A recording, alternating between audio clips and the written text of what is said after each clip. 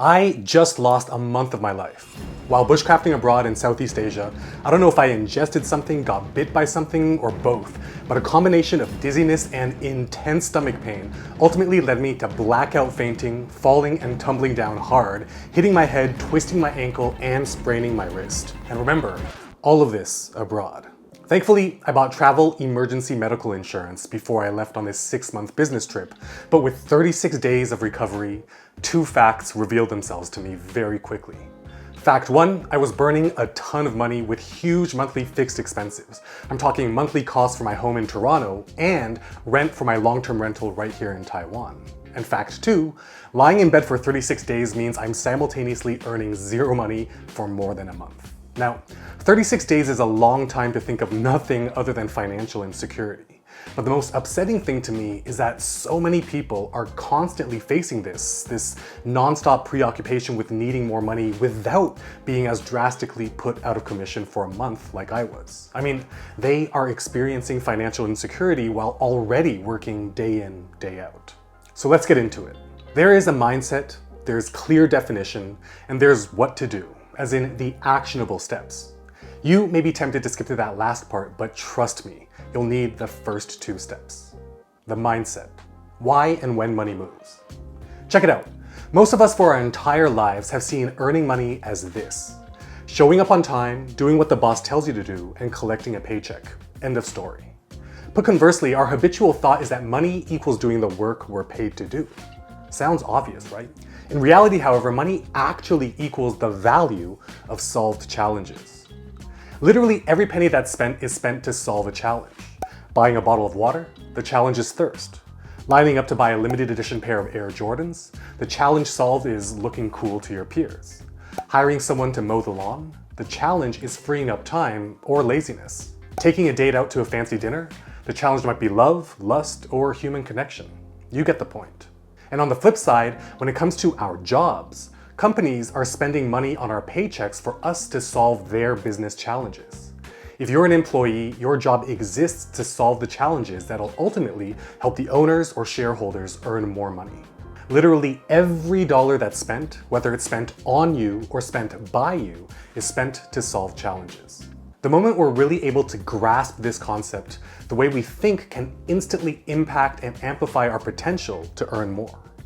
The bigger and more urgent the challenge solved, the more you can make. And it's even more eye-opening when we really start to understand context and how one single item or service can solve hugely different challenges for different people, and therefore yield hugely different amounts of money. I mean, getting ready for a canoeing trip, one person can go to a store and buy a life jacket for, say, $50. But ask someone else who doesn't even know how to swim and just fell off the side of a boat into the middle of the ocean how much they would pay. $500? $5,000, $50,000, and spend decades paying off that debt?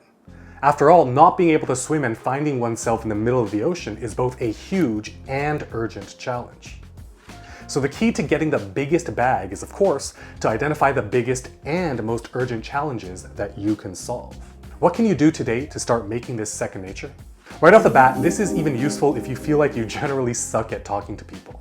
Maybe you're like I used to be, the quiet person in the corner at parties or functions. To instantly liven interest and boost your ability to talk to anyone, invite people to talk about their challenges. Get interested in what they say, probe, invite them to tell you more, because you have no idea how many ridiculously successful businesses or consultants began this way. Hearing people complain, getting to the heart of the complaints, identifying that many people have the same challenges, and creating a product or service that solves it. With this simple conversation starting boost, you kill multiple birds with one stone.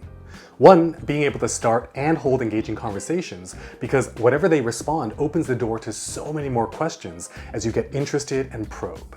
2, becoming better and better at getting to the root of challenges, which, as we now know, solving them is why and when money moves. And 3, having a ton of potential business or consultancy ideas to test and validate. Marinate on that as we move on to the clear definition. When you ask the average person how much money they'd love to have, a pretty typical response is $1 million, or whatever the equivalent is in their local currency. Whether they say $1 million, $10 million, or $100 million, these are all terrible answers.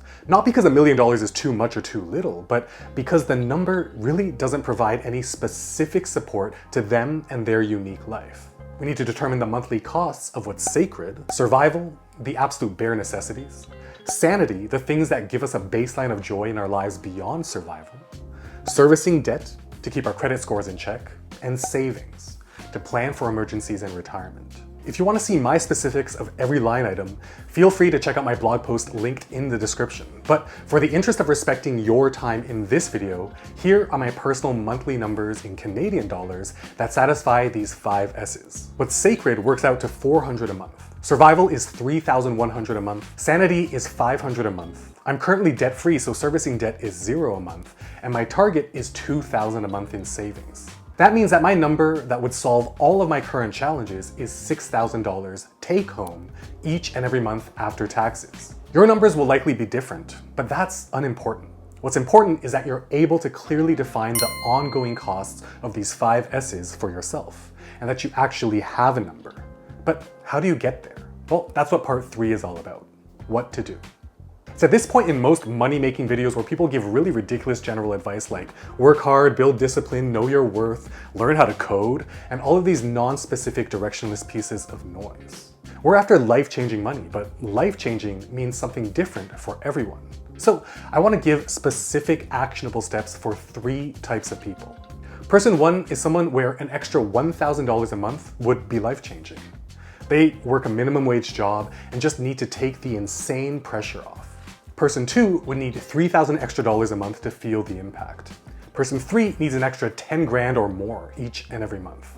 For all 3 of these types of people, I'll only be sharing real examples of what I've personally done in the past and what's worked for me. There are, of course, thousands of other ways to get there, but it's not my place to share what I haven't already done for myself.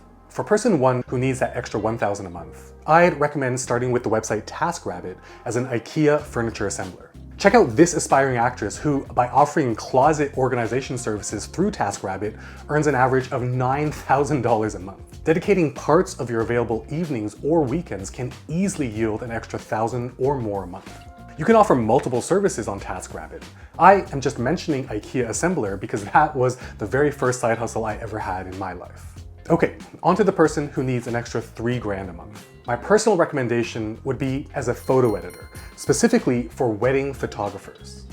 There was a brief period where I would make wedding videos, but being in Toronto, the wedding season is typically only 5 months because of the cold and snow.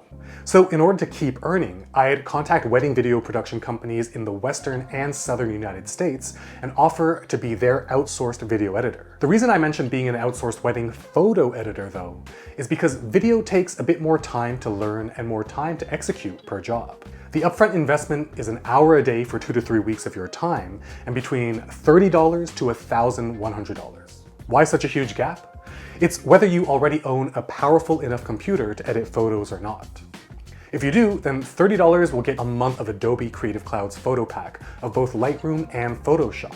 That hour a day for 2 to 3 weeks is for you to use YouTube tutorials to learn and practice those softwares. If you don't have a computer like that, the base model M1 MacBook Air is more than enough at $1,000 US. The average wedding photographer in the United States charges between $2,000 to $3,000 to the couple, with some photographers who cater and are continually referred to a wealthier client base charging 10 grand. So you can easily siphon $500 to $1,000 of those dollars by solving the challenge of freeing up time for the photographers, enabling them to shoot more weddings and earn even more money for themselves. Google wedding photographer plus any city and you'll get a direct email address and business phone number to them.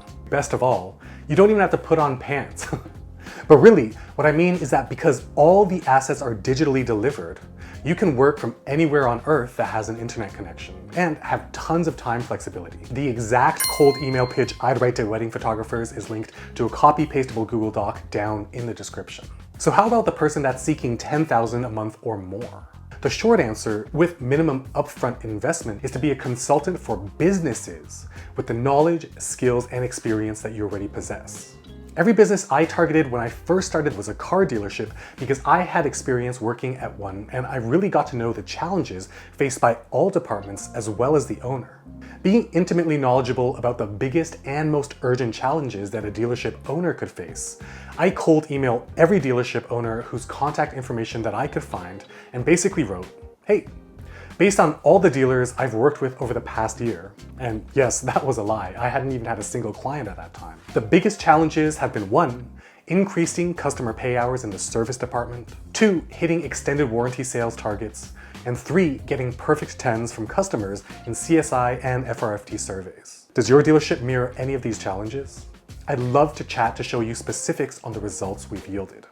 I had a huge 23% response rate directly from dealership owners because I was able to speak their language from my knowledge and experience at a dealership by keeping the email short and sweet, and most importantly, speaking directly to their big and urgent challenges.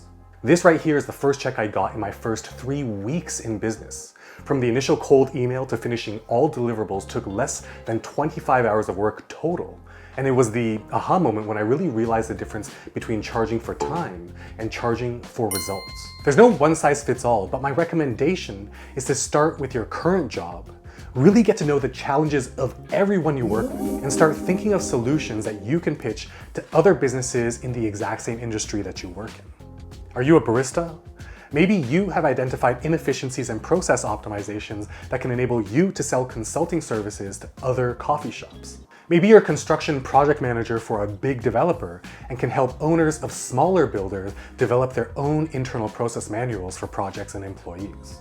We can see that each side hustle gradually migrated from high-touch and more time-based earning calculations, solving challenges for individuals and households, to earning more with low-touch project-based earning calculations, solving challenges for small businesses like wedding photographers, to spending less time and earning way more with results-based earning calculations, solving big challenges for medium-sized businesses. But look, starting your path of earning more money is great.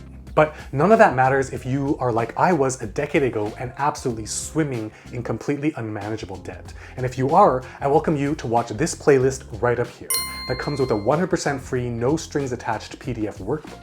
And if you're curious about my 2 day jobs, you can check out this video down here.